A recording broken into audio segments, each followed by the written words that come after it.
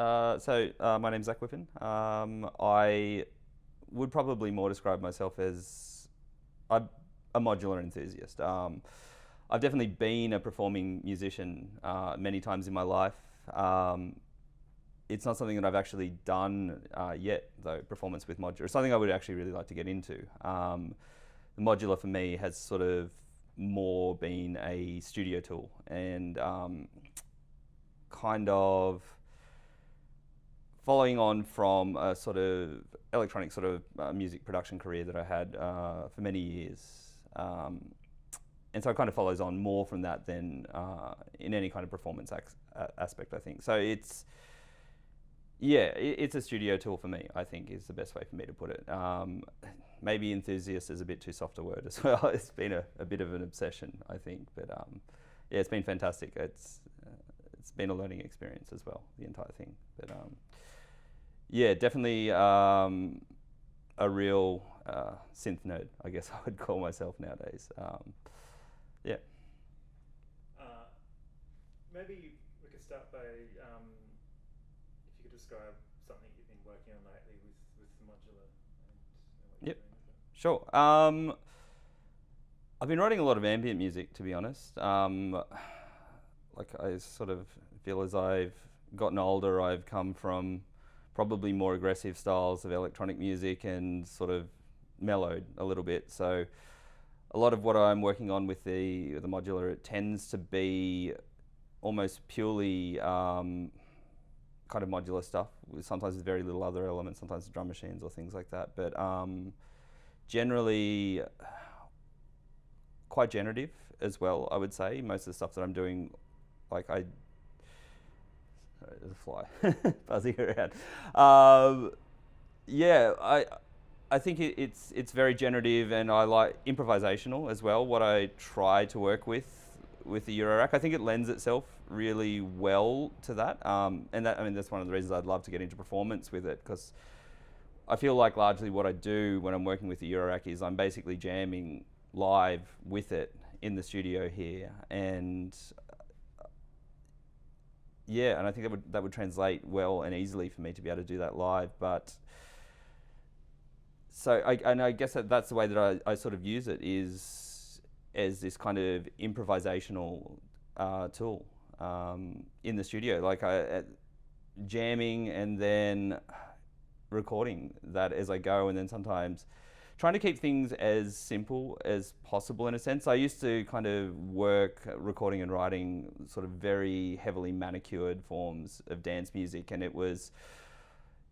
I felt very detached from the actual kind of process of improvising in music, which had been such a big part of playing in bands and things like this when I was much younger. And so I feel like the Eurorack has rekindled a bit of that again for me. So yeah, it's very much about kind of finding the voice of the synthesizer, so to speak, and kind of following that and performing with the machine, rather than kind of doing this sort of heavily edited, kind of chopped up, arranged, preconceived sort of thing. I tend to kind of like to see what the machine is going to do, and then kind of try to play with it, so to speak.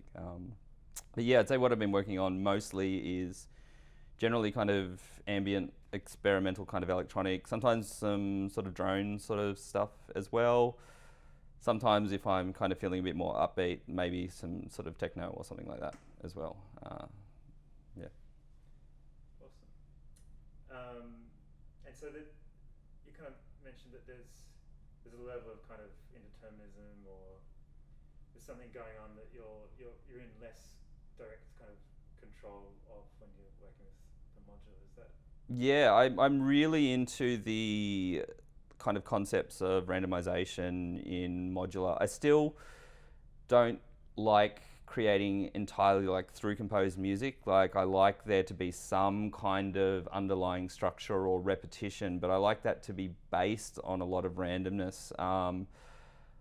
I've got a lot of other synthesizers as well, not that I kind of use them as much as I used to, I feel, but I still have a lot of avenues to conceive something, play it in, record it, but I really like the random nature of the system that I've put together. There's a lot of modules which I bought which kind of gravitate to sort of West Coast kind of focused sort of synthesis, which was an entirely new thing for me before getting into modular synthesis. I very much came from a traditional kind of synthesizer background, like I own Moogs and things like this.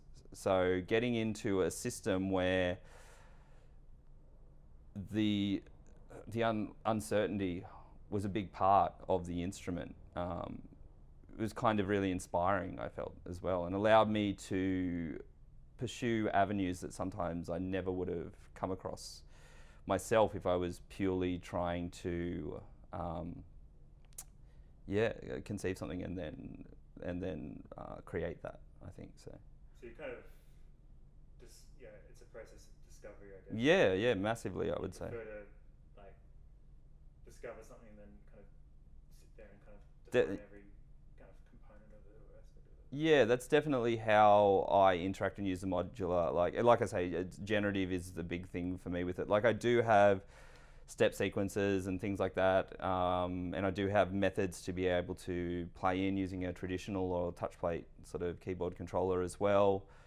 But what I find myself gravitating towards all the time is generative random music. Like I like to constrain it in certain ways, definitely. Like I don't like purely kind of, I guess to use a sort of modular term, sort of like Krell patch sort of stuff where it's just constantly evolving, purely random sequences. It's not really what I enjoy doing. I still like I was saying, some underlying sort of inherent structure to the thing, but at the basis of all of that, I like, getting the machine to play itself in a way, I guess.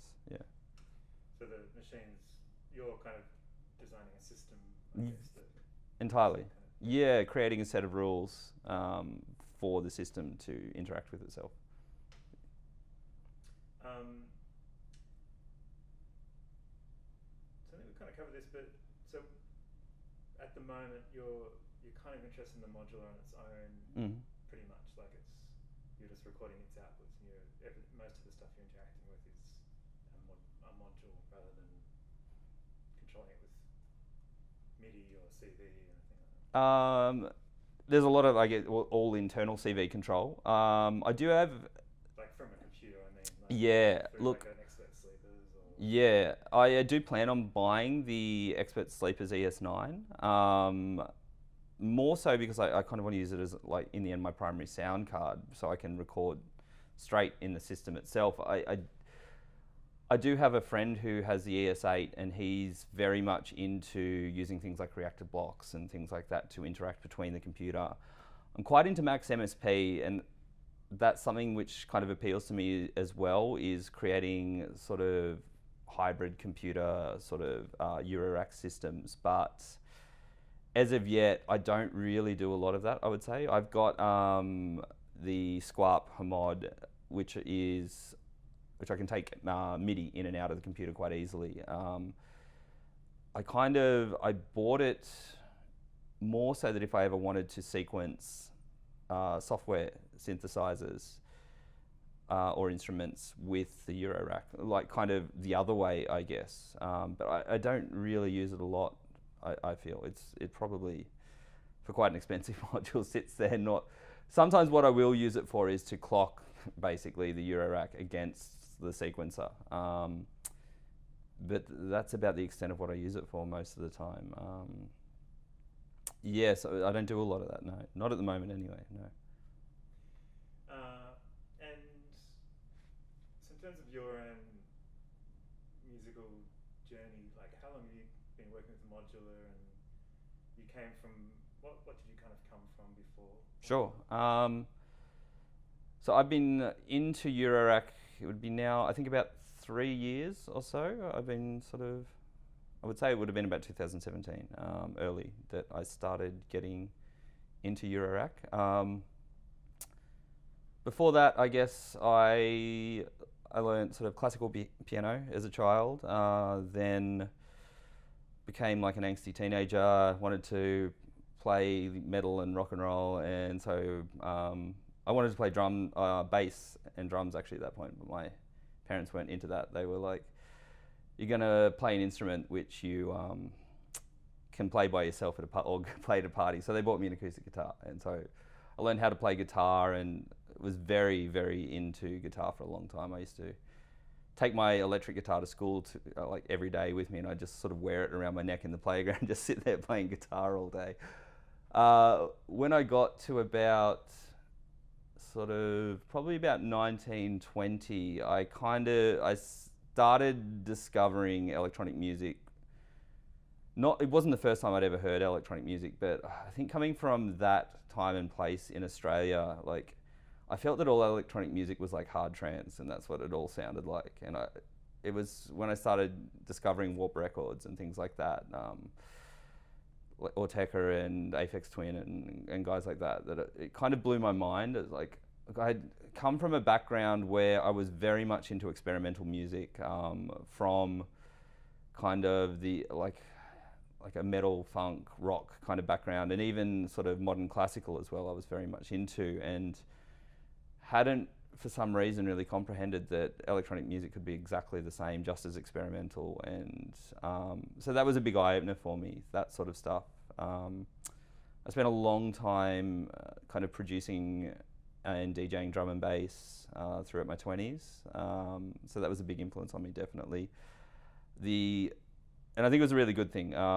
The absolutely kind of critically high production standards which existed in that style of music and still do at the time was, I feel like I learned a lot really quickly about production and like how to make electronic music. When dubstep kind of came around in about 2007 and kind of first emerged with all the kind of deep meaty stuff out of the UK, and I kind of got into that and had a career sort of writing dubstep and touring around the country. But it was all very much computer based. I literally had a laptop. Actually, I had a laptop and I had a Virus Snow synthesizer. And that was my first real kind of access to sort of non-in-the-box production, I guess. I then bought a Moog Little Fatty off a friend who was selling it quite cheap, and I thought, I'll buy another hardware synthesizer. So I got into that, and then have just slowly become more and more addicted to synths and buying synths over the years. And Eurorack was something which I had heard about, like even from the early days of always very much into audio technology. So. And the entire Eurorack format was something that I'd kind of heard a lot about and was really curious about, but didn't really know if I wanted to make the financial commitment to get involved in it. Then one day I just decided to take the plunge. I saw someone had a little Pittsburgh Cell 48 case for sale on eBay, and it was one of the double ones for about $120. It was quite cheap, and I was like, oh, I'm just going to do it, I'll buy it. So I bought that, and then I bought a maths and a further generator, and literally had a little case with two modules in it, and was just enjoying making the two things interact in any way that I could. And then it blew out of control, really. So that's kind of been, concisely anyway, I'd say my musical journey up until now. I've worked on a bunch of things. I've written some music for theatre, and but I guess the big part of my development has been producing my own music and performing or DJing that a lot, and then touring around.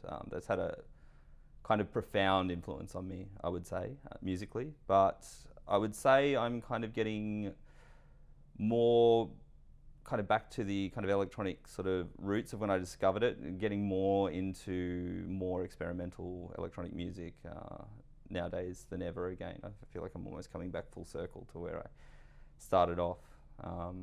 Yeah.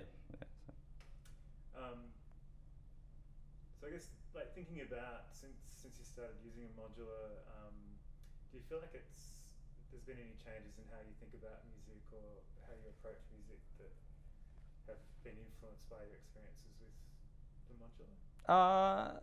Yes, I mean, I think it's impossible not to kind of be influenced sort of both ways, like what I think about music and the music I sort of want to make as well. I find that I am definitely listening to a lot more music, which is probably sort of modular based music now that I'm kind of invested in the technology, so to speak. There are things, and not that I think that they are lacking in any sort of way, but I have a heightened kind of interest in some things because now I understand how they're made, or I'll get curious about how they're made.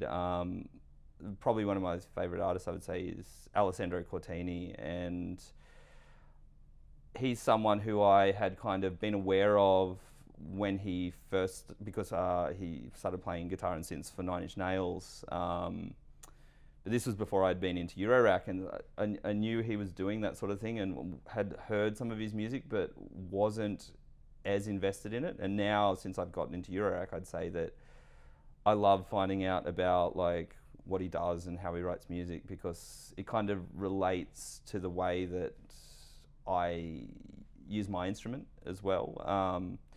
So I think it has changed the way that I kind of look at and interact with music, in the sense that, like, I consider myself a musician as well, and it's all a learning process for me always. And so I feel I can always learn a lot from other musicians. I feel you can learn a lot as well, even when you don't know how it's made and things like that. You purely just accept the music as it is. But yeah, I like learning more about my craft as well. So I would say that has influenced the way that I listen to music. I've always been, I'd say, deeply analytical about music. It was sort of one of the things, getting taught playing piano and then studying music at school as well, was sort of always about analysing music and breaking it down. And I think that hasn't changed, but I think I'm more interested in the methods of production now than ever. And that's kind of, again, definitely changed the listening experience and the way that I even interact with music, in that sense, that I want to understand how it was made, and I want it to teach me things about that, I would say. And that interest you have in indeterminacy, has that kind of been boosted a bit through your use of the modular, or did you already have that interest before you came to modular? I had a slight interest, I think, because of the love I had sort of for very experimental music, even from quite a young age. The kind of randomness that sometimes I felt in some of the music I listened to, whether it be like going back, remembering sort of Mr. Bungle tunes and things like that, which would be entirely through composed. And I went through a period of my life where I only wanted to listen to music which evolved and changed and never repeated, definitely. And so I was really enamored at that point with the kind of the randomness and the chaos of the music. So I think I always had an interest in it from that sort of perspective, not so much from this sort of more controlled kind of perspective, which I kind of have now with it, I would say. I think it's something which has definitely evolved, and it's something which I think, coming from learning a lot more about like Serge and Buchla and a lot of the West Coast sort of stuff, and how rooted this kind of randomness was at the basis of their concepts of making music and the machines that could make them, that's had a profound impact on the way. It felt like undiscovered territory to me, for me personally anyway, and it was something which, for as interested I was in music and producing and making music, it was just something that I had never really fully comprehended or explored properly. And I still feel like it's a bit of a, even though I've been doing this for a few years now, it's still a bit of like a honeymoon period for me with it. Like, it's still what grabs me more than anything. And so definitely, yeah, it's had a big impact on my interest in it. Absolutely, yeah. Would you mind giving us a bit of an overview of your system and Sure. I don't want you to go through every single module one by one. But No. explain it key ones? Sure. How like a typical patch you're working on might Yeah. be instructed? So my system, every time I use it, I've got like a reasonably sized system, and I wouldn't say that like every single time I use it, I'm patching everything in. It's never really like that. I like to have a lot of options which I can go to. Do I want this sort of oscillator, that sort of filter? Or do I even want a filter? I'd say the first thing that always sticks out to most people is all the vacuum tubes. I, being a guitarist, had a real love for tube amplifiers, and one of the first things, even before I started collecting modulars like Eurorack, was Metasonics modules, just because of how brutish and vulgar they were and the tubes sticking out of them. So I've sort of, almost even from a collector's standpoint, love the Metasonic stuff. So I've got like a little Metasonic section over here. And I mean, again, talking about unpredictability and randomness, that's stuff that it sometimes just behaves how it wants to behave, and it's really hard, I feel, sometimes to reproduce things with it, but I feel sometimes you can just stumble across things which are absolutely incredible. So I love having a lot of this sort of tube Metasonic stuff. So I've got this sort of Metasonic section here. The way I kind of use it, I've got down just below that is kind of my sequence generating sort of area. So I've got a lot of sort of just below the Metasonic stuff, it's a bunch of sort of trigger generation things mainly. Some of them are kind of lookup table things. There's some logic to interact with that as well. There's a pithopractor as well, which I kind of really love, which is it's kind of like a Turing machine for gates in a way. It's kind of like a random gate generator, but you can also, like a Turing machine, lock it in and loop it, but you can also have the patterns evolve as well in the same way that a Turing machine does. So I find it really interesting, really useful module.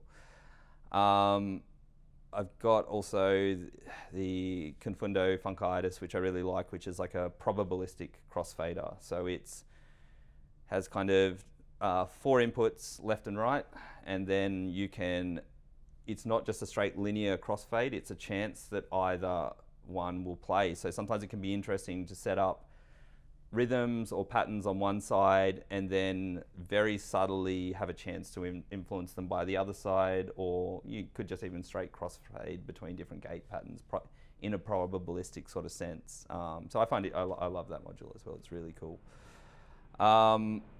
Below that is a lot more of my sort of CV, like generating kind of section.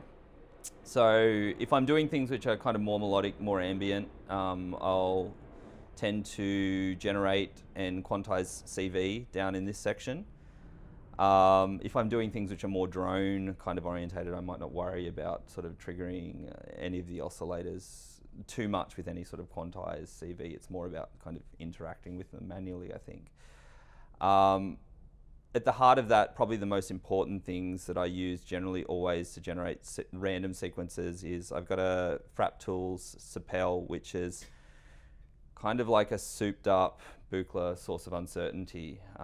It's a lot of quantized stored voltages, fluctuating voltages, different noise sources, trigger generation as well, completely ever-evolving, changing randomness. I tend to then loop that in a Bishop's Miscellany, which is kind of a gate and CV recorder. So I'll tend to either quantize that before or after it goes into the Bishop's Miscellany. So I can start making sort of looping patterns of random CV and gates. So that's kind of the crux and the heart of, there's some other things there, but that's probably the thing that I would say most of the time I reach to generate my kind of CV to create patterns. Then kind of moving across this way, I've kind of got my sort of sound generation and sort of manipulation. So it's kind of oscillators, samplers over here. I've got a lot of the whimsical rap stuff. I kind of fell in love with their stuff as soon as I bought one module. I felt, yeah, just really, really interesting. The mangroves in particular, I just think are the most amazing sounding oscillators. And I mean, Three Sisters as well is, I think, a really beautiful kind of woody, organic sounding filter. The first oscillator I bought was the Endorphins Further Generator. Like the West Coast thing really appealed to me, and so it's very much like, I always forget if it's the 259 or the 260, which one it is. But based on one of the Buchla complex oscillators, very rubbery, rich, organic sounding oscillator. And so as I kind of move across, got some sort of filtering, a lot of sort of envelope generation. I've got a matrix mixer as well, which I use quite a bit. It's quite useful for sort of feedback patching and even sometimes creating sequences with gates and stored voltages as well can be quite useful to build a little sequence that way as well. I've got a bunch of different filters. I've also got, I really like low pass gates. Even when I started using subtractive synthesizers, I kind of felt like I would set up filter and amp envelopes like identically most of the time. And there's something which is very organic, the way that like kind of as something decays volume wise, it also kind of filters down low pass. And I'd say most of the time, like I do have the methods to kind of create a filter VCA kind of array, but most of the time I honestly just use low pass gates. Like that's what really does it for me. I've got a bit of kind of surge, kind of sound processing sort of stuff. I've got the triple wave shaper and resonant equalizer. Sometimes nice just to add a bit more kind of harmonic content or take it away from the sound. The feedback is very nice in the Res EQ as well. I have then also got a bit of, actually I'll go down below that first. I've also got a morphogene, which I probably don't use it like in the way it was initially intended to be used. I mean, I definitely use it in one of the uses that it has. I more use it as kind of a live looper, and then to manipulate that loop and kind of, so I mean that's kind of, I like kind of working with loops and manipulating them in two different ways, from like a CV sort of perspective, but then also from an audio perspective as well. It's interesting to have sort of both going, and so I can have a loop going, which I'll feed from say one of the auxiliary sends in the Praga mixer I've got. Feed that into the morphogene, record it, loop it, and bring it back into another channel, so I can have like a backing sort of loop, which I can then manipulate. Then I could change this loop, that sort of thing. That's probably the heart of it. I've got like, I tend to like kind of try to have like CV kind of attenuation, multiplication, sort of stuff in the very center, so it kind of acts as sort of like a central nervous system, like the center, so I can go back out if I need to create multiples. Vector space I like a lot as well. It's kind of sort of put three things in and get three, or however many it is, 16 or something, completely related but different sort of forms of CV or audio out as well. It's quite an interesting module. Sometimes can be an interesting kind of hub of a patch as well, I feel. That's probably it. I really like this thing. I'm still kind of getting my head around it a lot. It's the Chaos Devices Dresno and Lips, which is part of their Leibniz system, which is basically at its heart, it's an 8-bit DAC, or ADC and DAC. So it basically takes in audio or CV, converts that into an 8-bit binary signal, which you can then take out. You can mess with the binary points. You can reverse them using the lips, and I can sequence the reversing of them if I want to, the bits, or I could say I want the third most significant bit to now feed the fifth most significant bit. So it's a really fascinating module. And you can use it in an audio sense, kind of as a sort of a distortion unit, creates some interesting sort of very digital distortion, but I like using it to manipulate sequences.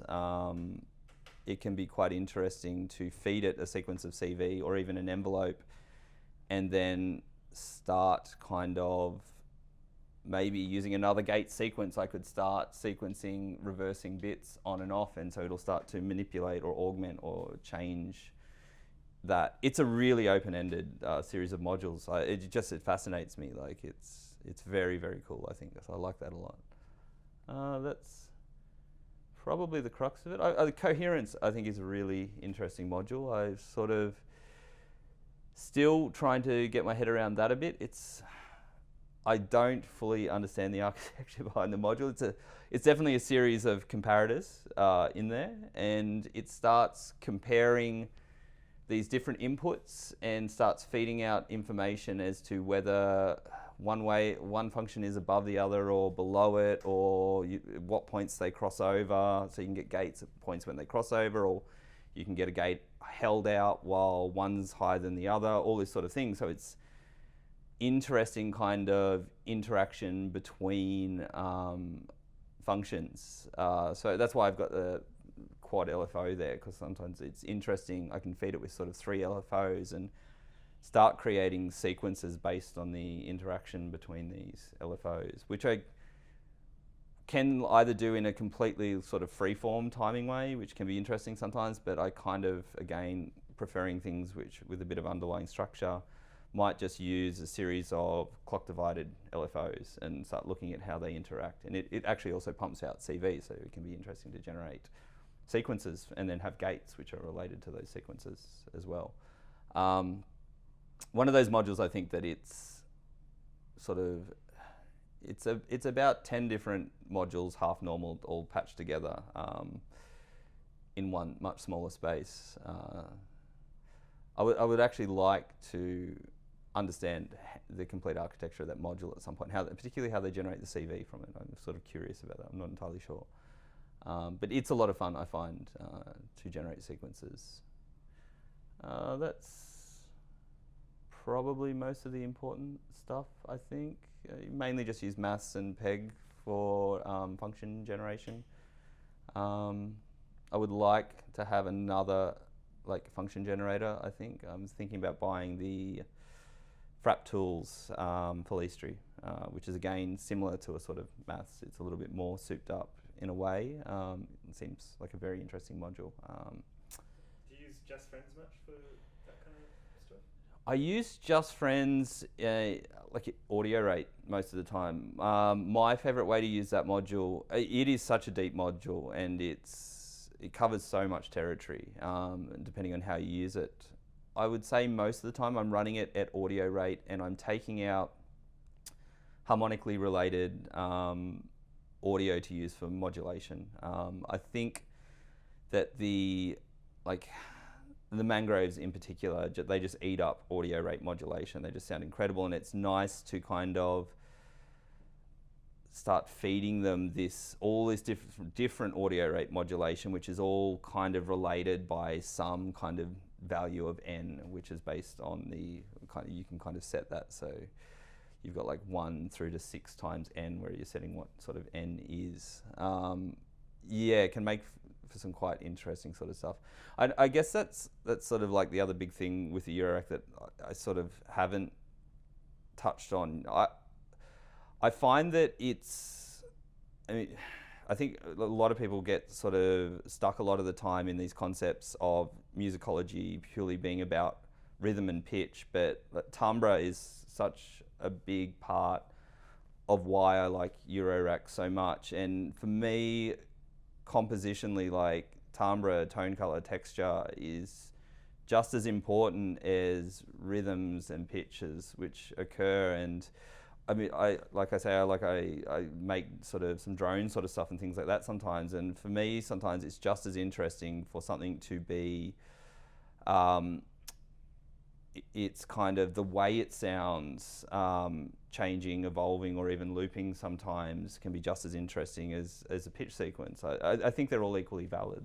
I don't think there's any reason to put any aspect of musicology over one of the others. And that's one of the things I really love definitely about Eurorack is the tonal palette from it, firstly, is huge, but also the way that, because audio rate sort of modulation CV is all completely interchangeable, that you can start influencing the patch from further upstream back downstream, creating these feedback loops.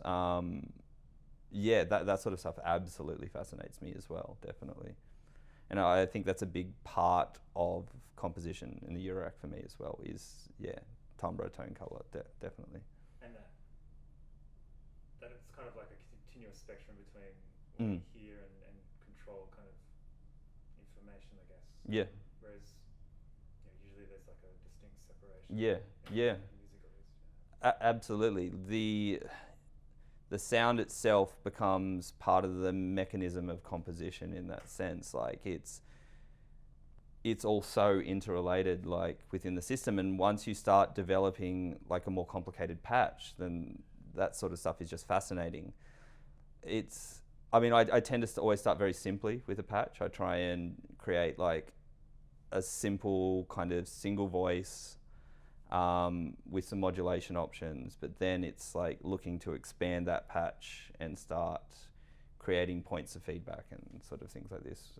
And yeah, exactly as you say, it's like the end result is also the beginning in a way as well. Like it's all just intertwined. It's a fascinating thing, definitely.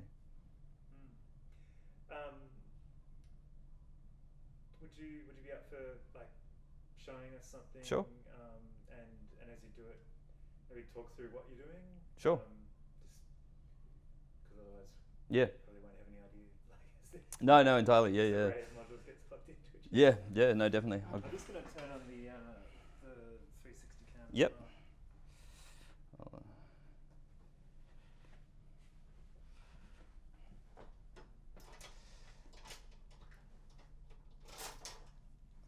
Bunch of cables.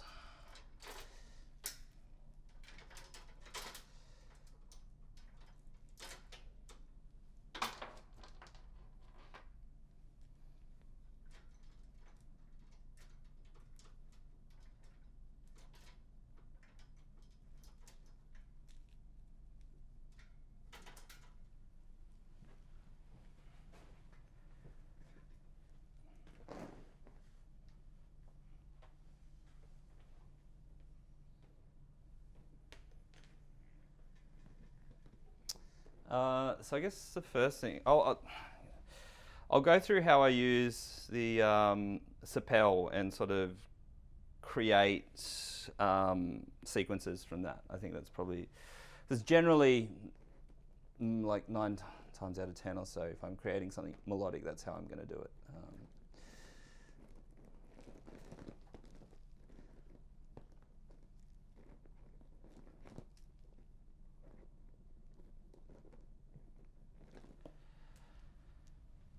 So, first thing I would take. Oh, no, you're right.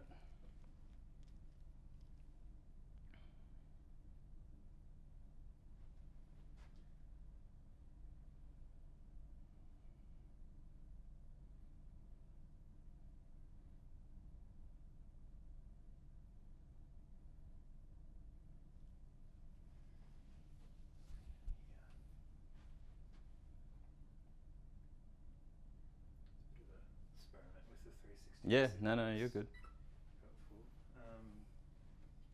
And I'll Yeah, feel free to. just reframe this guy. Yep.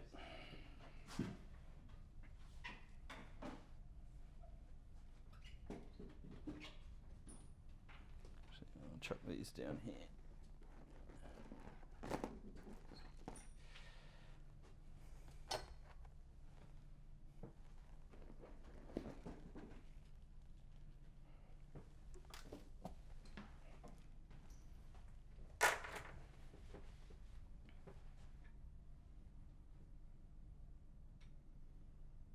Cool. Go for it. Cool.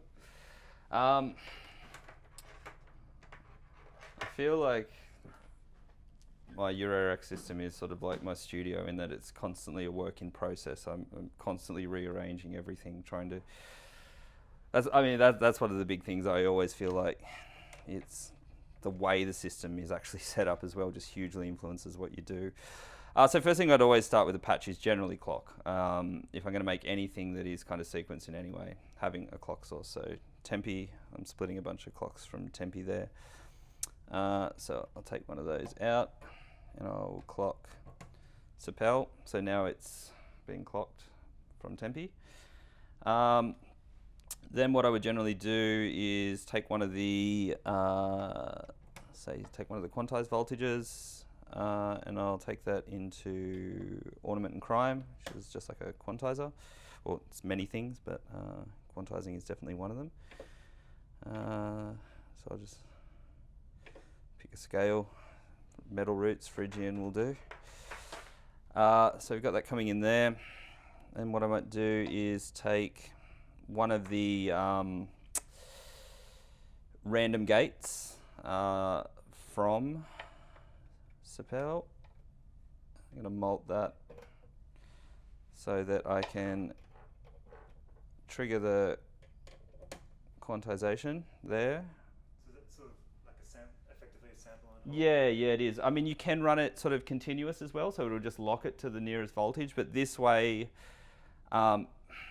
it actually will, sample and hold the stored voltages. Otherwise, one of the things that I do find is that Sepel kind of generates a continuous step series of voltages along with its clock. And what I want to do is I kind of want to just get the random gate pattern of stored voltages there. So yeah, I'm running it like a sample and hold, which has the added benefit of also quantizing it at the same time. So I mean, Sepel is two identical halves as well. So normally I would set up both in exactly the same way and record two channels at once, particularly when using an oscillator, like a dual complex oscillator, sort of like the further generator. Can be quite interesting to kind of have both sort of the modulating oscillator being sequenced and playing off the other oscillator as well. But I'll so just... two independent voltages coming out of it. Yeah. So The same setting. completely different gate patterns, both being recorded in the Bishop's Miscellany has two channels. So I would record two of those. Those are feeding into the two oscillators. And I could end up taking them both out, or I could just take the one sort of carrying oscillator out, but just have the modulating oscillator also being sequenced. So it's creating this kind of, again, sort of timbre kind of evolving sort of thing.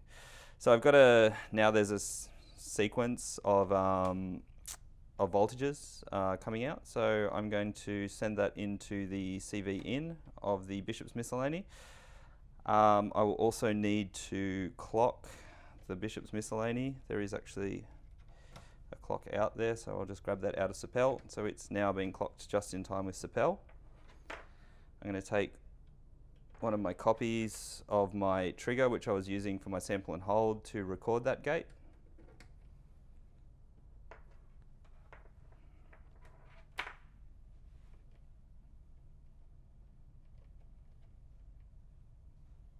If I hit the record down, I should notice, I'll speed it up a bit so we can just, there we go. So I'm getting little flashes, that's just letting me know that there's a gate hitting that module. So I know that it's being recorded. So it's recording a pattern of gates. Yeah, it's recording a pattern. It's two CV recorders and then two gate recorders. And so yeah, that's why I like to use it, because you can use to sequence a couple of oscillators. Works really nicely because Sepel's got the two sections and gives you two independent versions out as well. So You can then move around those recordings of gates. yeah, definitely. You can scrub through them using the shift, which is all CV controllable. I can set pattern length, or I could set a random, well, not random, but I could set a resetting length as well. I mean, that's another thing I really like to do is start, and maybe we'll get to that, but say using something like a Euclidean lookup table, clock divide that so it's much slower, and then start sending the resets to this CV recorder. So you start getting maybe the first, it's like 3 beats, and then it loops again on 2, and then on 3. So you start doing the resets in like Euclidean based patterns as well. Is quite interesting, I think. So cool. It doesn't sound like anything yet, so I'll feed it into an oscillator. So I'm going to come out of my CV, and I'll just go into the further generator because I can just get a sine wave out of there. It might be the easiest thing initially to kind of hear it. and so I'm just going to sign out. I'm going to take that into one of the channels of Praga, which is just a 4-channel mixer.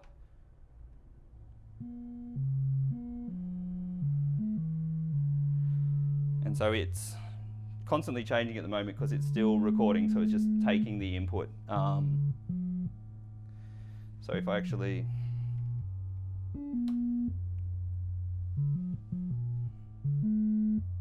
So it's now looping over 32 beats of the clock.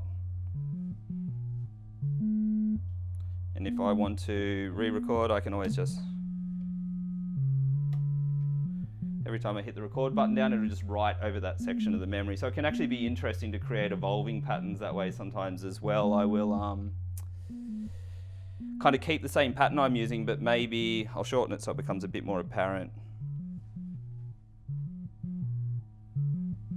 Actually, we'll go to 12.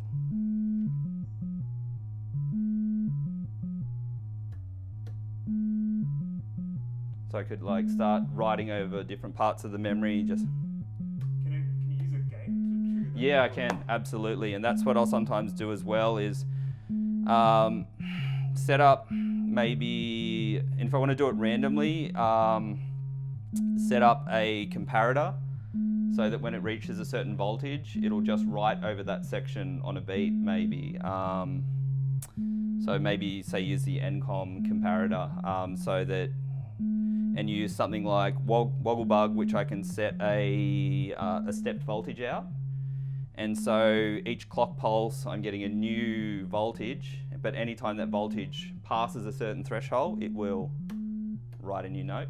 So you can start setting up, and it almost becomes a little bit like a Turing machine at that point. It's randomly starting to remove some bits of data and add new bits of data. So it can create kind of interesting, structured but still evolving. And then, so I could set the amount of the chance purely by looking at what the threshold of the comparator would be. So, and which again, then I could sort of influence that via CV if I wanted to as well. Yeah.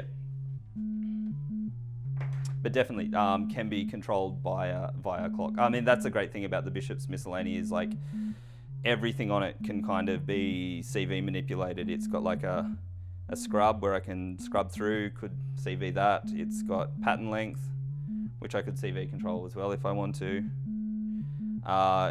It has a random, so it'll start to just jumble its information.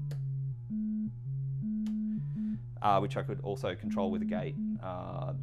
So if I wanted to, again, could do it with a comparator. I mean, I could even do it with a step sequencer or something like that if I want to. I could start turning on gate signals so that certain beats or certain parts of the sequence would actually kind of be a random fill from another part of the sequence as well, which is, again, also quite interesting, I think.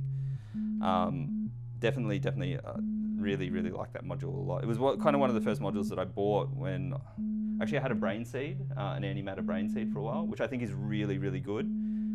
But I was like, for the same price as buying 2 brain seeds, I can get one of those, and then I can record gates as well, which I couldn't do with a brain seed. Even though I think having 4 brain seeds would be really nice as well. Yeah. So that's generally how I would set up kind of a sequence. Did you want me to sort of look at using the comparator or Wobblebug or something like that? Or? Yeah, whatever. Kind of like, where would you normally kind of go from here, I guess? I wouldn't initially. I would normally at this point continue to keep my sequence generation quite simple and sort of manual at this point. That's stuff that I would probably normally add further down the line in the patch. Yeah, so... I think go wherever you feel like going. Yeah, cool. Yeah. Cool, so... I mean, maybe a look at a... Because next, like, I mean, the first thing I would do is I would create a sequence like this, and then I would start to look now at sort of more timbral manipulation. But what I might do is look at another couple of methods that I might use to generate sequences, and then can sort of look what I would do more after that. Yeah, I think it would maybe make more sense to look at the start rather than starting afresh each time. So I'll do that.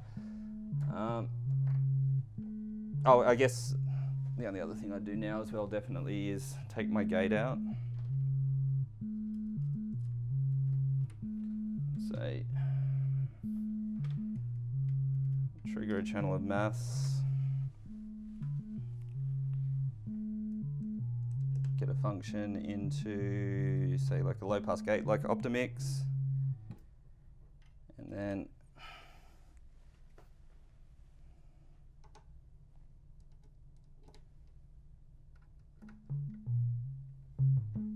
just so that then I could have envelope sort of control as well. But I'll have a look at, maybe I'll do have a look at another couple of methods of sequence generation as well. So I'm going to put Batumi into into clock divide mode so that everything's kind of related to the first LFO. If I was spending more time on doing this, I might actually feed a clock. That's why I've got Time Wizard there, so that I could sync each of these LFOs to different outputs of Time Wizard and have very fine control over a lot of different clock divisions, rather than just having kind of simple like half, quarter, so on. But so is Time Wizard some kind of clock divider? yeah, it's a clock, mainly a clock divider. It does do multiplication as well, but only times 3 or times 4. But it's very fast, very hands-on to use. I like Tempi being my main clock source because it's very playable. You can just start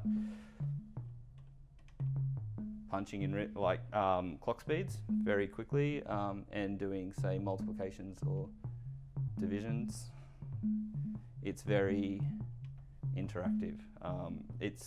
And performance-wise, I think it's amazing. So I like it being my heart, but then Time Wizard is quite good just to have like immediate kind of dials to be able to dial in clock speeds while working as well. Definitely, it's another Shackmat. I've got quite a bit of their stuff actually. I've got the Bishop's Gallop and the Knight's Gallop, the Bishop's Miscellany, the 4 Rooks Bricks Rook as well, which is kind of a trigger recorder. So I mean that's sort of something I didn't talk about, but I do also have the possibility to play in and record triggers if I want to. So I mean that could be another thing that I do, and even looking at, rather than clocking this from Tempi, I could clock it in from a pattern of triggers which I could generate myself. My Eurorack system is just about having different options. I feel like, do I want to generate gates? Do I want to play in gates? Do I want to sequence in gates? Like, what do I want to do? Yeah, I like having options. And even if you did play in gates into that, you're probably then going to be manipulating them with like the Bishop's Miscellany anyway. Yeah. So it's not even then it's not a direct correlation between your action and Yeah. sound that gets mixed up again, I guess. Yeah, totally. I mean, and that was one of the things that like I really wanted to steer clear of with my Eurorack was like, I've got a lot of drum machines like, and a lot of more traditional sequences like hardware sequences and things like that, but I wanted things that I didn't have and things that I couldn't access on my Eurorack. So when I actually bought this, it was part of a series of different trigger generators and things I bought, which was like, my initial intention was to create a drum sequencer, which just wasn't a standard like 808, 909 style sequencer, like you hit the buttons and those are the steps that happen. I wanted to be able to do play-in triggers. I wanted to be able to generate them randomly. I wanted Euclidean lookup tables, and then I wanted logic to be able to have all those interact together and create patterns in ways that weren't just me going step, step, step. So I feel like I've really tried to steer clear of a lot of that more traditional sequencing sort of stuff with the Eurorack. Yeah. Sorry. No, you're all good.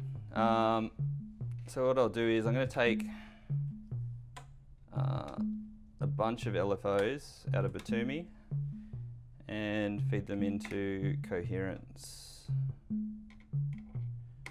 So this is, firstly it's comparing the first 2 LFOs, but then what I might also do is, there's also a threshold point, so I can change that as well. So I'm going to actually use 3 different functions to interact to generate a sequence. So rather than you coming, there. So that's our pitch.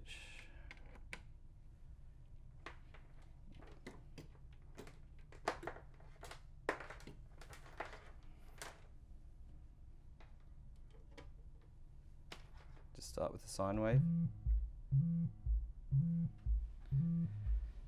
So the CV is being generated by the interaction of the three functions, which are all, and it's looping at the moment because it's just running in a clock divided mode. I mean, I could run it, each of these as free running LFOs, and we would get something that's doesn't repeat in any way, sort of. But like I say, I kind of like some underlying structure.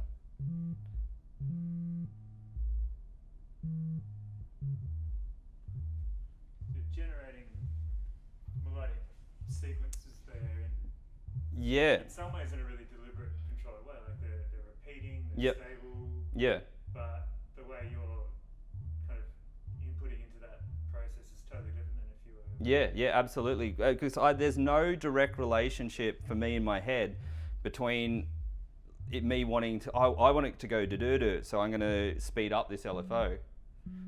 The interaction is kind of, for me, it's chaotic in some sort of way. Like I know that by changing it, it's going to change the sound that's coming out, change the interaction, but it's not deliberate in any way. Exactly what's going to happen. Exactly. There is an element of a kind of mystery to the whole thing, which is kind of great. Like I can kind of change the underlying like speed of it by, I know that if I speed up the LFOs, I'm going to speed up the pattern, but as to what is actually going to come out, and even the pattern of like gates, which is generated as well,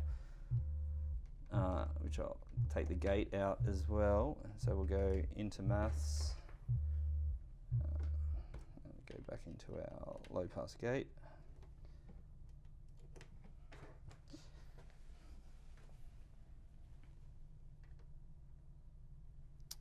And come out.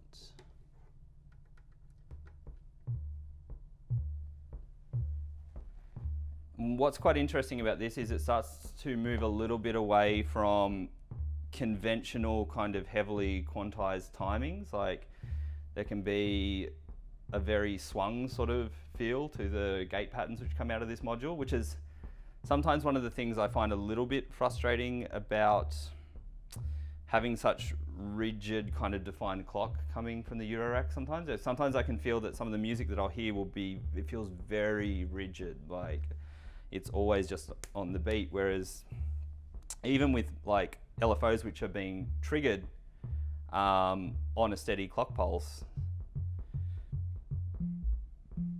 the actual pattern of gates is quite interesting, quite different. And so if I was to generate a sequence like this, one of the things that I might look at doing is sequencing the reset patterns of the LFOs as well. Could be quite interesting.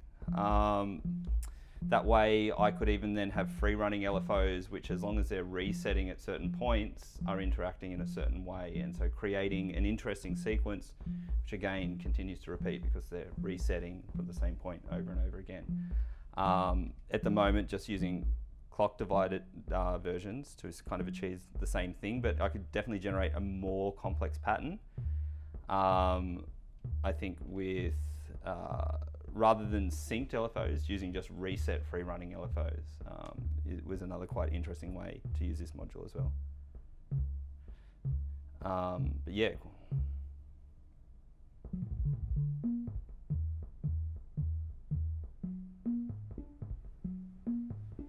But yeah, quite an interesting module to generate kind of strange and interesting sequences. So I'm trying to. I probably lean more towards using this kind of generative setup, using the sort of looping voltages, but I'm trying to kind of get my head around this a little bit more and use this more at the moment as well. So that's another way that I would kind of generate a random sequence, is using the comparators inside coherence to generate CV and gates. I'll have a look at another one which I might use as well.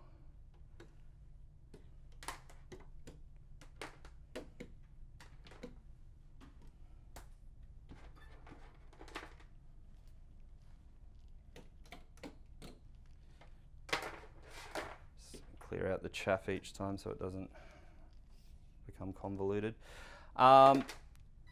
So another method of sequence I like using is using the matrix mixer I've got, because it's such a flexible mixer, and then using like series of stored voltages. So I'm going to need longer cables.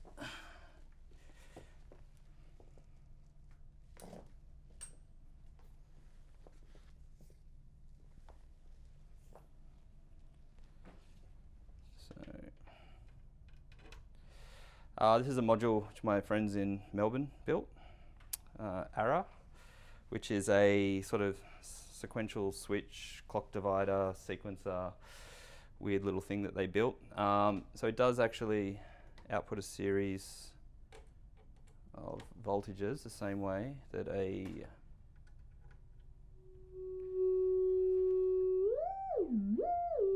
I've got voltages there. Then what I could do is take these voltages and feed these to the inputs of my matrix mixer.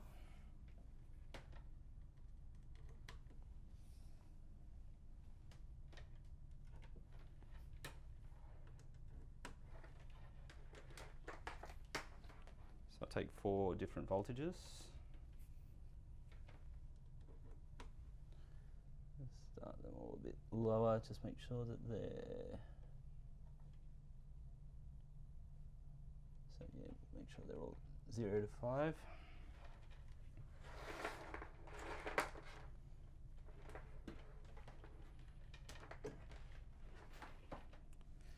Cool, so I've got 5 different kind of, just at the moment, randomly set voltages, all feeding into the input of the matrix mixer.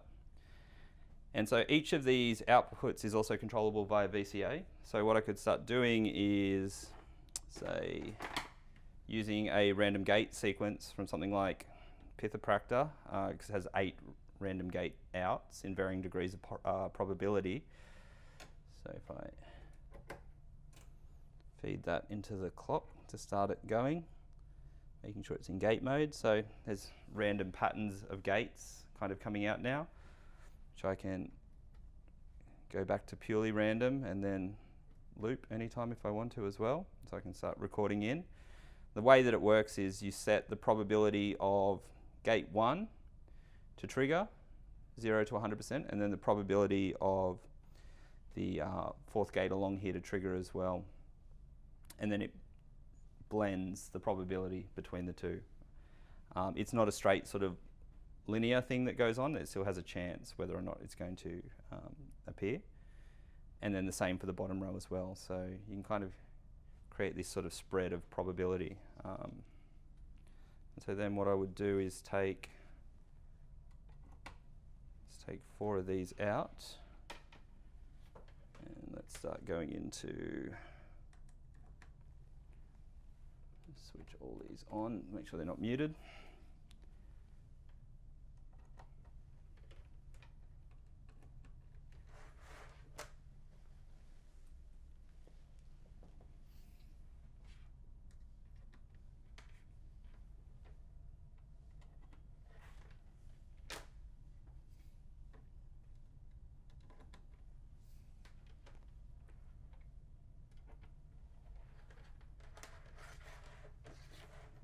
And then going to take my output. So what's happening is each of these 4 inputs have been controlled by VCA, and rather than just all being summed together and coming out the output, they're being switched on and off. So some of them are being added together sometimes others aren't, all dependent on the gate pattern, which is basically just opening and closing each of the VCAs. So then if I... So it's kind of like an AND kind of... Yeah, well, it's something which I had a look at. I saw a module by Rebel Technology called Tonic, and I thought it was really cool. I thought, oh, I've got so many trigger and gate generation kind of things. It would be an interesting model, because what happens is each time it has a series of inputs, and each time you trigger the input with a gate, it steps its stored voltage up or down by a certain amount, but then it's cumulative. So if I get 2 on, it'll add those together, or add and subtract. So you can start generating a sequence based on this pattern of gates. And I was like, really, at its heart, it's just a bunch of stored voltages and VCAs. Like I could just build that in my own system. I don't need to buy. I mean, that module is great because it's like 6 HP or something like that. I'm certainly using a lot more modules to do the same thing, but it's like I already have the capability to do that. So I kind of sat down and thought about it for a while, and yeah, I thought, no, I can definitely already do that. So let's go.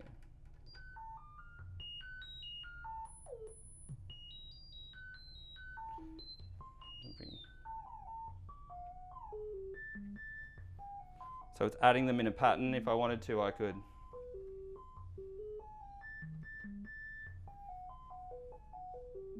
So it's the black module that your friends in Melbourne built. Mm-hmm.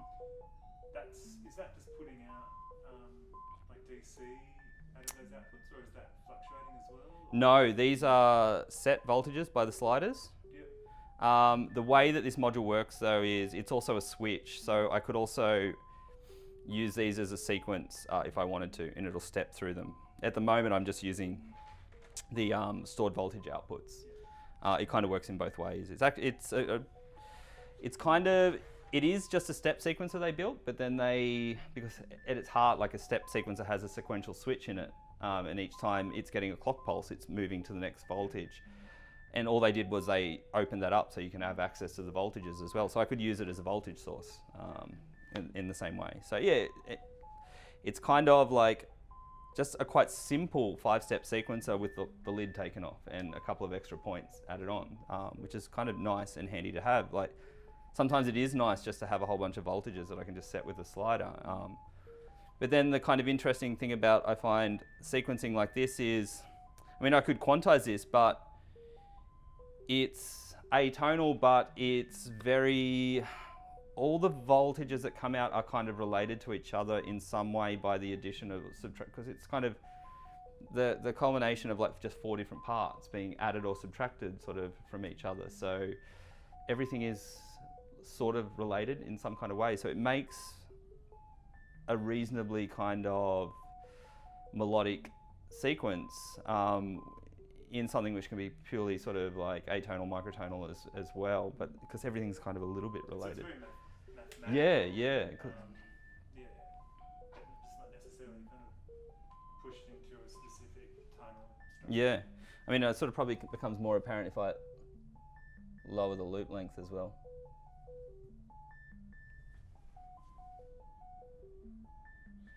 And then I can actually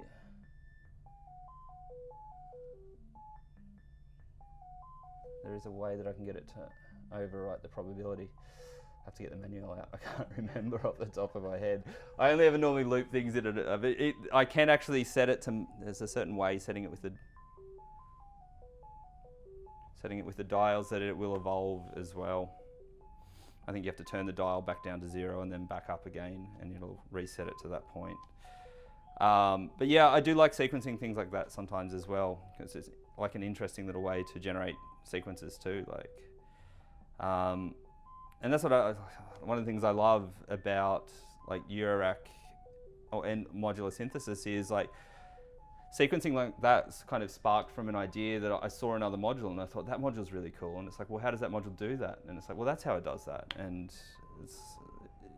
it's this learning process that is so stimulating and interactive, and like if I didn't see this other module and then think about the way that it actually worked, it's like, oh, well, I never would have thought to do that. And it's quite a simple thing, like, and I posted it up on Muff Wiggler at a certain point. And I was like, you guys probably already know how to do this, but I thought this was really cool. Like, yeah, so I experiment with like sequencing like that a little bit. They're probably the like 3 main sort of generative sequencing methods I use. And then because everything here again is like, it's all CV controllable, so I could set up modulation sources, and like we're saying, like to drop notes in or out, to start the loop on or off, to change the loop length, things like this. Yeah, so I mean, like for instance, if I was to have take the sequence length up and then actually I'll go into the nights, and maybe we'll try, 4 times. I'll clock divide that so it's like a quarter of the speed. So this is generating a Euclidean pattern, which is a quarter of the speed of this sequence. And then I could run the output of that into the reset.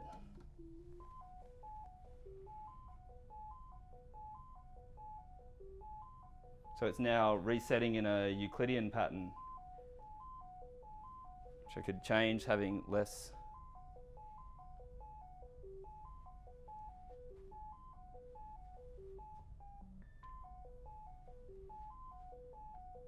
So you can start to set up these kind of interesting, I mean, I'm a big fan of sort of techno, and I feel there's a lot of stuff like that. It's kind of at the heart, a lot of techno, these repeating patterns, but the way that they're cycling and repeating isn't necessarily sort of purely linear, like every 4 beats we're getting a change, or every 4 bars, like, you know, we're getting like 3 beats and then a reset, and 4 beats and then a reset, and yeah. So it starts to get interesting, definitely, again, when all these things start interacting together in that kind of way too. Like, you can start to, and I guess it's the same with all of it, you can start to generate very complicated things from very simple components, which are all interrelated, all working on each other.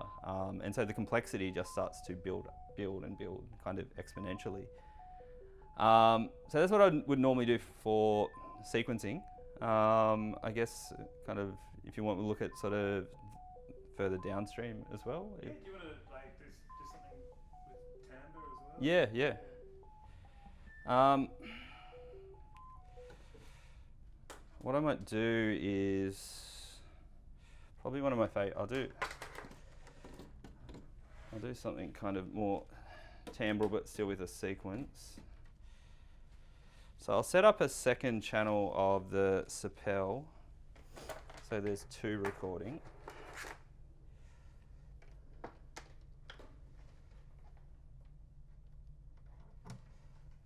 And then, one of the things I really like doing is the mangroves kind of interacting. So go your gate.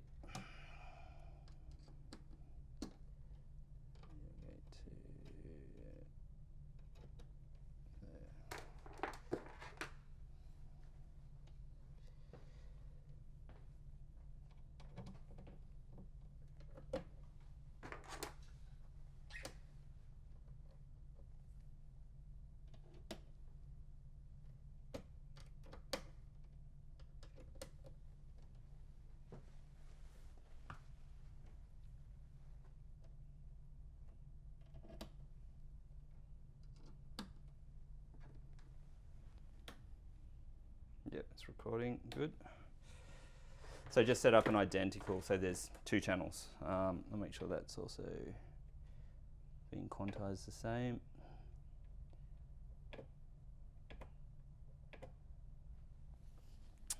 Cool. So we're going, oops, better record the CV as well.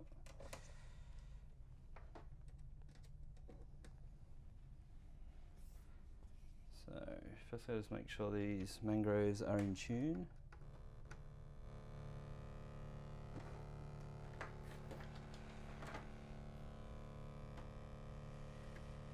Tuning is something that's not fun when you're doing melodic stuff. Yeah, they're in tune. Must have been one I prepared earlier.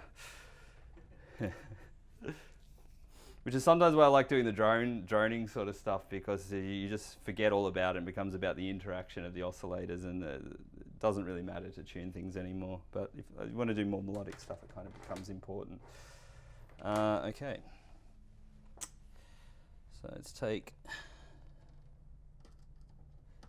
and so what I might do is, I'm actually just going to patch them into Beast Chalkboard, which is just an octave switcher. So if I want to, I can just easily control the octave. So it's 2 channels, 1 and 2 there.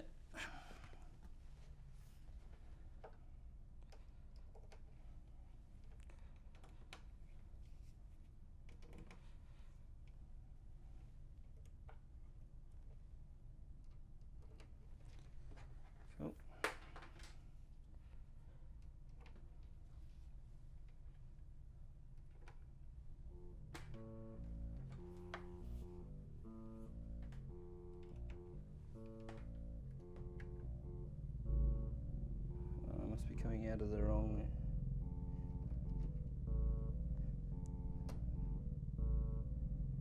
Yep. Just need to record the sequence.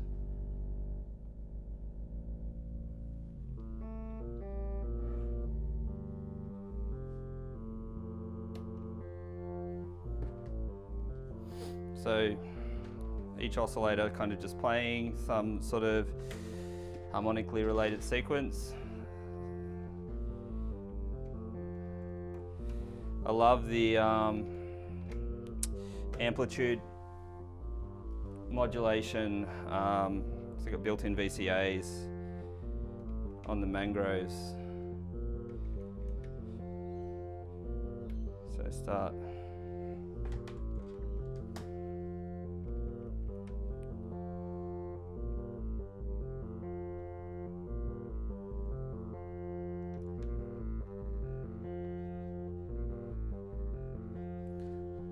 So, because the oscillators are like harmonically related, the amplitude modulation is also related, so it's kind of cutting in and out in a pattern which is kind of related. So you start getting this kind of evolving sort of, or changing timbral sort of stuff, which is still very like harmonic.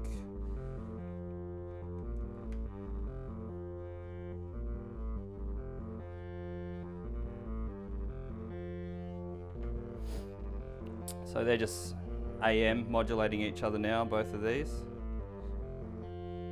I mean, and then I could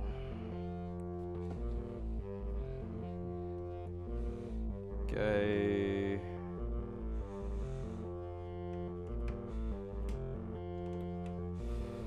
sync the square wave, so Just Friends is kind of synced now to that. Actually, no, I won't do it that way, I'll do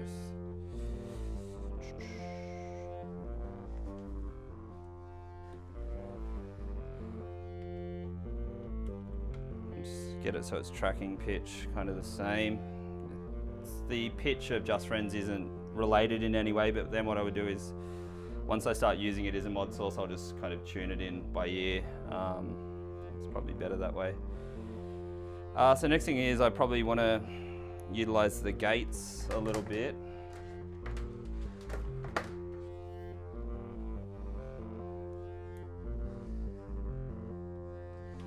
Take one of my gate outs. Use these from each channel to trigger 2 channels of maths.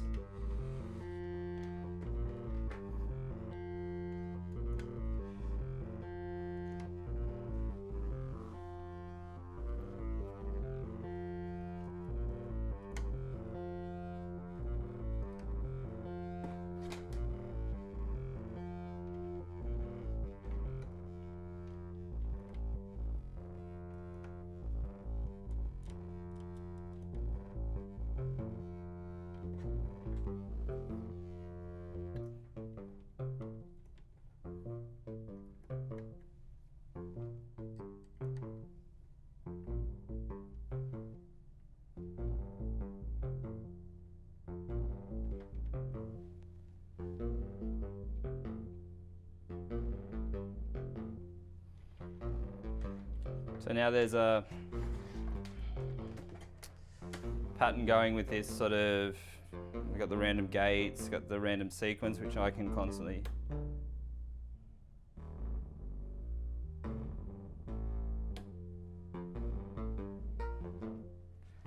kind of influence and change, adding new notes into the pattern or the sequence.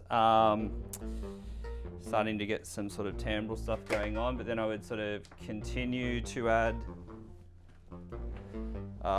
sort of related modulation. So actually maybe I'll filter these as well.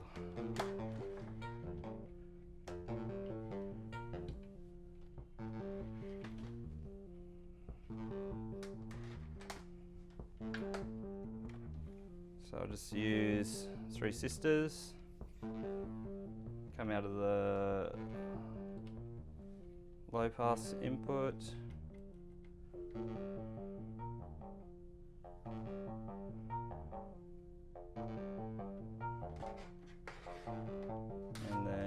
So maybe this guy, I will maybe go into Belgrade, which is another kind of array of filters, another sort of dual filter array. Has a very different kind of sound and vibe, though. It's all about this kind of intermodulation between the filter poles, which you can set up.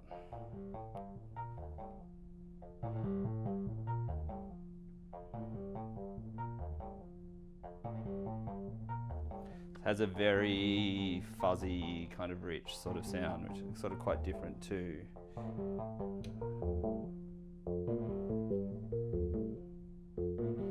And then I could continue, say, to start modulating the filter. Where are we?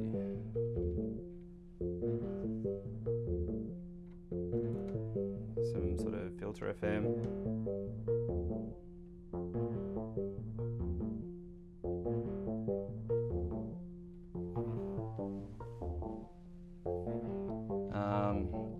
And again, same with this one.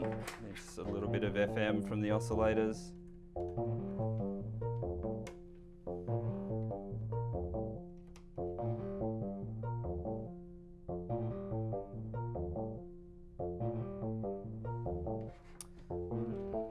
So the oscillators are now sort of interacting with the filters as well.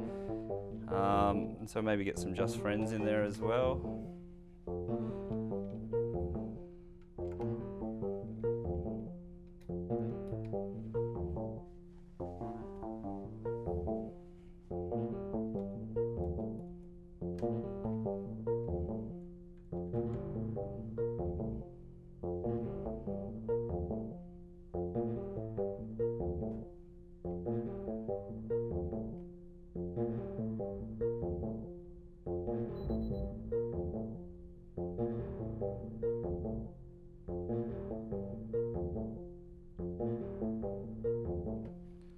So maybe get another output of Just Friends.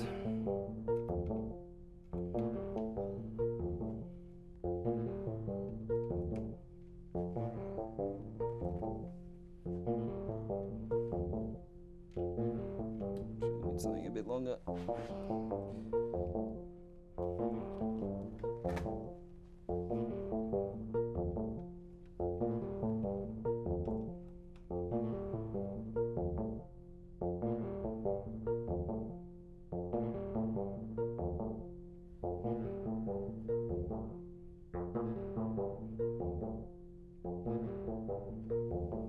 And so I would sort of kind of tune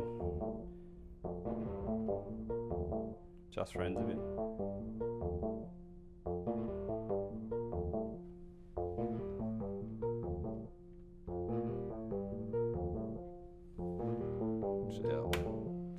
Add a little bit of reverb as well.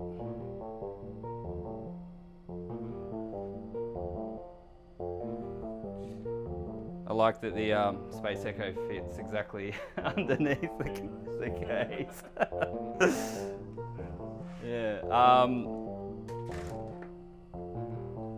So, and always just like, yeah, trying to set up a lot of interaction with the audio stuff. I would normally probably even like sort of try.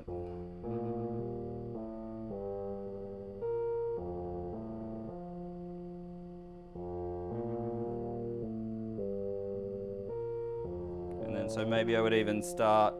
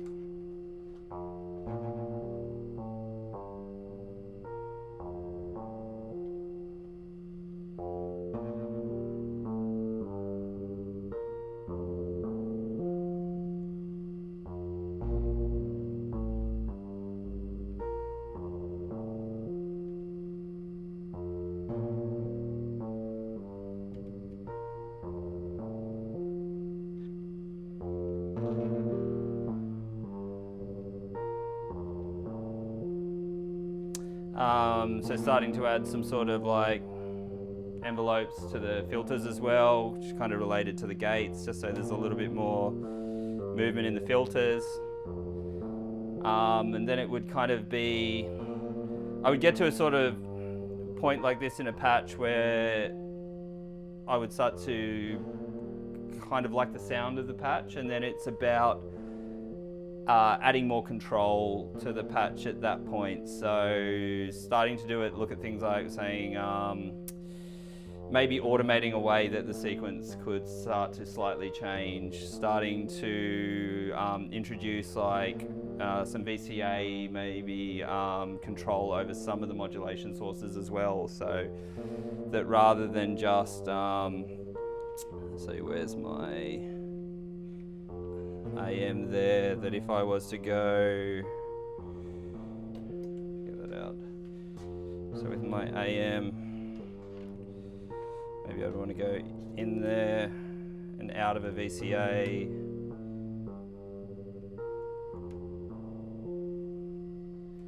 And then I could control that, say with an LFO or something like that.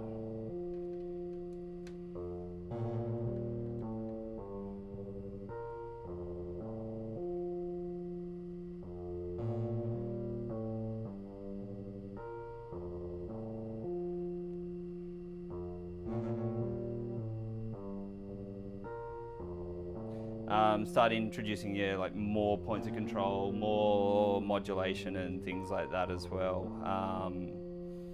Just kind of expanding outwards. Yeah, so in terms of like if you're working towards a composition, do you think you're adding those points of control, are you kind of trying to bring back control of you, I guess, away from yeah. processes? To have more of an influence over it, I guess, because like I say, like the randomness is really important to me, so that's why I like to generate the sequence like that. I like the structure a lot, so that's why I try to loop it, but then like I also want to be able to influence the system in some way as well, so it is then about creating points that I can interact with. Maybe like I've sort of got the pressure points, like I could set up stored voltages or things like that that I could kind of play, and it might not be a sequence I'm playing, it might be other points of interaction in the system as well. It could be controlling filter levels or the amount of an LFO that's going to this VCA, so that the amount of modulation is sort of changing depending on what I'm touching or playing. So starting small from this sort of generative ideas, sort of building out into kind of timbrality, and then trying to control and interact with the system is generally kind of my approach to it, I guess, if I was to kind of look at it like a step-by-step kind of thing. I mean, that's one of the things I always like about Eurorack, is that I say that's probably my common method, but I feel like every single time I use it, I try to approach it in at least a slightly different way, like with a new idea or something like that as well, I really think. If that makes sense? Yeah. Totally. That's awesome. Yeah. It's so nice to just watch someone else's process and Yeah. sell these ideas. And I mean, I'm kind of curious about like what you're doing as well, because I think because it's such a personalized way to play with a synthesizer, that like there's an element of, and I know from my friends who use Eurorack, like they use it in similar ways but different ways, which are unique to their own personality and their own ways they kind of think about music. And so I'd be fascinated to see like the other sort of like interviews that you get from this, because it's just like everyone is so vastly different, and it's such a personalized way to create music because of the modular nature of it and the way that you build it, that you end up developing workflows which are kind of yours, or like combinations of all these little different parts that people share. Like I think it's fascinating. It's like an insight into personality as well, in kind of a really roundabout way as well. Yeah. Well, it's interesting because I already did an interview this morning, and you and Leanne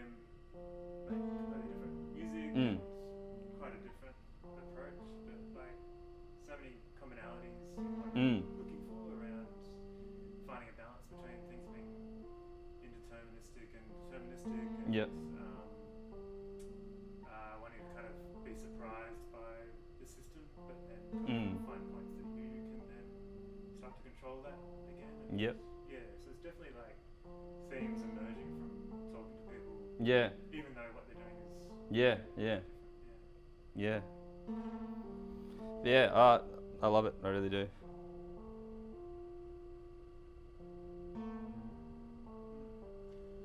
I should pack up and Yeah. Yeah. pick up my kids. But, Yeah.